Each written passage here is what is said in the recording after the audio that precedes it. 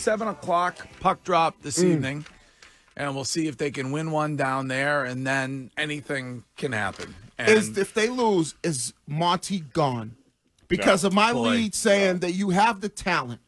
So I don't want to hear people say they just don't have the talent. You have the talent based on the how you played against them during the season and based on the production that you have. Yeah, but see, the regular season, you guys discount the regular season all the time. So I don't know if you can point to the regular season and say, like you did in your lead, I thought you had a great lead, which what your lead was essentially these two teams are about even regular season-wise, goals scored, assists, records. So they're even, and it's all coaching. I don't know. Like, explain Bruce Cassidy to me then, because he had the same issues with this core of this team that Jim Montgomery has had. So clearly, it's the wrong.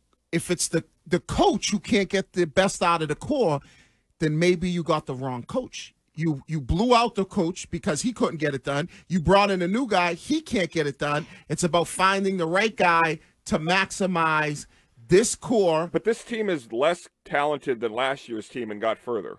So why would you fire the coach? Well, no, I don't think that we're talking about this team has talent. Right, but they didn't have as good a year as they did the year before. But they still had a good year. And they got further. No, I mean, let me ask you this. If you want to blame him, then I guess you could go back and argue. Can you argue that the goalie rotation throughout the regular season was not a good thing for this team? I mean, I guess would be one thing that you could put on Jim Montgomery, and you stuck with a goalie rotation throughout the regular season. That did you pretty well, and then you get to the playoffs and you go away from it. I'm asking the question, Greg. I'm because all I hear is about how much better Florida is than you talent-wise. But if not about the performance on they're playing better than you now. I give them that. But talent-wise, everybody tells me that Florida is much better than you. I just think if you are that talented and you are a professional athlete, your coach should not impact your efforts in the postseason that much. And the fact that you went from Bruce Cassidy to Jim Montgomery, two coaches that I've been told are on the opposite spectrum when it comes to their coaching style, and you're still in the same place, something's wrong. Yeah, I think it's the roster. Courtney's right. If you remove Monty now, then you're giving everybody a pass on that team. And Don Sweeney, if he fires Monty, you're on your third coach in 4 years. Then then it's just sort of like the Patriots getting rid of Kraft. Right. Then it's all on your desk because isn't it the roster you're putting together because it didn't work for two different coaches? I think that they want to be a team that wins with elite talent and doesn't win physically. And I don't think they have the elite talent to win that way. Greg, I think you're absolutely right. Thank you. Which Did is I why, nail it? Yeah, I think so. Because minus David Pastrnak. Take him out of the equation. Right. And tell me who is an elite talent on that hockey team. Swayman. Yeah. Charlie McAvoy. Leave the goaltender out of it. I mean, you think Charlie McAvoy's been playing well? No. I think Sophia's elite, covering the team. You asked who the elite talented players are. You're paying this guy nearly $10 million a year. But that goes back to the excuse. So if you have very similar production as the Florida Panthers, and you're saying... But you don't in the playoffs. They've been outshot 90-3 or something. And I think they overachieved in the regular season. Like, this was not the plan. I think this plan, and I said this months ago, like, originally the Bruins' plan this year was a bit of a reset. They went all in last year, and they failed miserably, as we all saw. This year, they have overachieved. They're in a position they didn't expect to be in. They are not necessarily a Stanley Cup contender. I will say Mike Milbury made a really, really, really good point on this show. I think it was last week when it came to the construction of the coaching staff, and there's not a single defensive-minded coach on that team. They're all offensive-minded guys. So maybe you can point to Carlo or McAvoy or whomever coughing the puck up, be it in your own end or in the neutral zone or wherever it is, and say they need to be able to help those guys when it cut. If you think they have the talent, then and you want to point to coaching, then maybe that's one direction that you can point in. But the Shime I don't. So this is 2 years in a row they overachieved. No, I don't think they overachieved last year. Last year, that's why they sold out at the deadline. So let's look at this. So if last year they had the best record in history, yep, and they take a drop to now a team that they don't have the best record no more. They still finish second in the division. Still a very good. So you come back down to earth to where you are.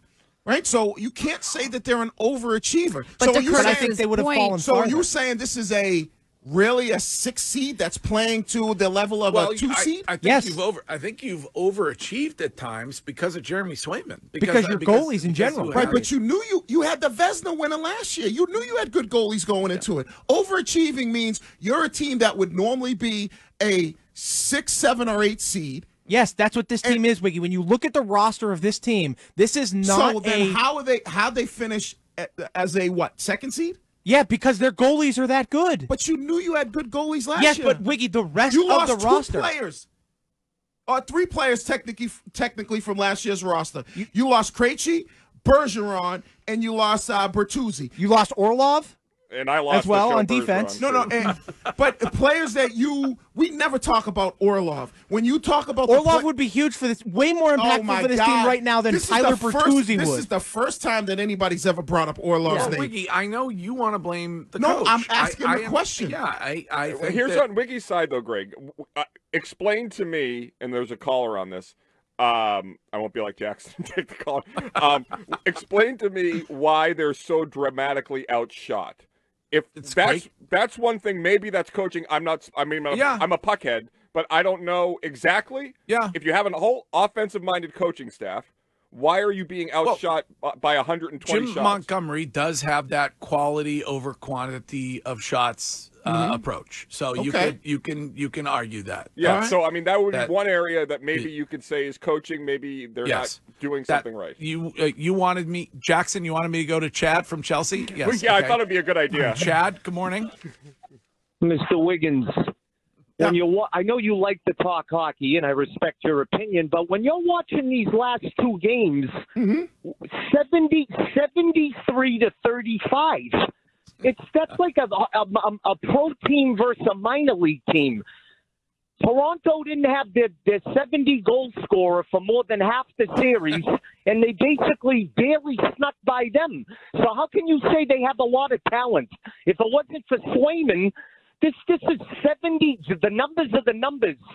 73 to 35. That's an embarrassment. Are you talking shots? Yeah, Shots. It's an embarrassment. Right. So whose problem is that when they're not shooting the puck? Lack of talent. That's lack of talent. This the lack of talent was able to put up very similar numbers when it comes to goals, assists, shots on net during the regular season. They take shots. They just don't end up on net. I mean, you got guys. Wiggins. How do you explain that they barely beat Toronto without a 70-goal scorer for more than half the series? They barely beat them. They're not falling off a tree. I know, Chad. Chad, I know that. So before the Toronto series, everybody was, hell yeah. I'm the one who even said you should lose at the end because you want to play Toronto. People said you want to play Toronto. You have their number. You swept them during the regular season. You're a much better team. Now we're getting callers from Chad to go, wait a second. Toronto is a better team than you, and you barely got by it? But he's right. Like, you basically played Toronto in a series. They were without their best goal scorer. Right. And they almost eliminated you. But going into the series, you knew they were going to have Austin Matthews, and there wasn't anybody that was scared of Toronto. Going into this series, they won Game 1 in dominant fashion in their barn. So you have talent then. So then where is the excuse of the build? It's on the players. It's not on Jim Montgomery. No, I'm asking. That's why I asked the question. Whose top 6 is better in your mind? The Bruins or the Panthers? I would say they're even based on the way. It's even? The Panthers. It's not even close. No. It's the Panthers. In the series, see, you keep going. You're switching the narrative. In the series, it is the Panthers. But going into this, you would say they're evenly matched up. I really wouldn't.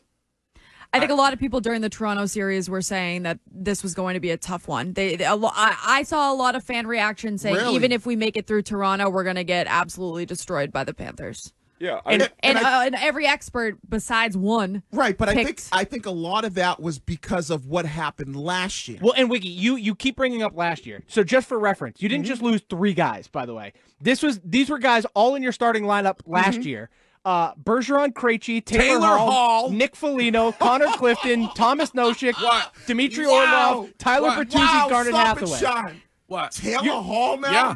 Wiggy, who did you replace Taylor Hall with? James Van Riemsdyk? Milan Lucic? I call him JVR. It's so fraudulent how what are you talking? Now all of a sudden they're like, you lost Taylor Hall. Last year, but didn't we all, not to defend Wiggy here, but I like it, didn't we all pick the Bruins in this series?